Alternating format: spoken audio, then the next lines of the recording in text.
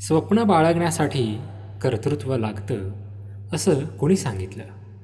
अनेक माणसांच्या बाबतीत ते जन्माने पुरुष आहेत. एवढा पुरुषार्थ पुरतो. अर्थ असलेला पुरुष म्हणजे पुरुषार्थ अशी व्याख्या ते करीत नाहीत.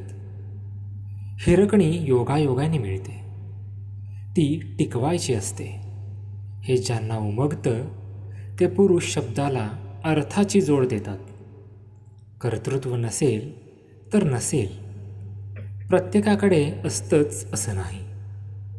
पण कर्तृत्व अनेक प्रकारचं असतं. द्रव्यार्जनाची शक्ती म्हणजेच पुरुषार्थ नाही.